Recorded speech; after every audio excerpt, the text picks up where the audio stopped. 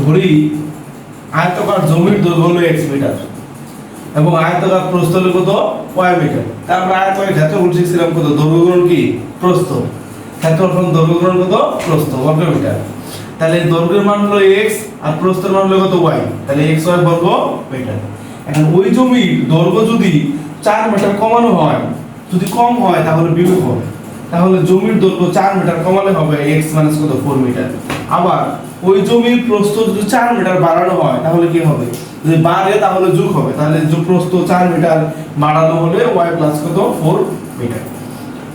তাহলে আমরা ক্ষেত্রফল শিখছিলাম আয়তকার যে দৈর্ঘ্য গুণন কি প্রস্থ, তো আমরা এখানে ক্ষেত্রফল লিখছি।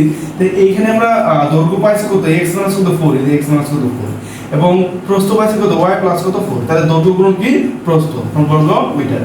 এখন আমরা সমীকরণ আকারে প্রশ্ন মধ্যে লিখতে পারি এই ক্ষেত্রফলে যে xy সমান কত 196, এটা লেখক সমীকরণ, এবং x minus 4 into y plus 4 এটা হলো দৈর্ঘ্য, এটা হলো কি প্রস্থ, এটা সমান 196, এটা হলো 2 নম্বর সমীকরণ।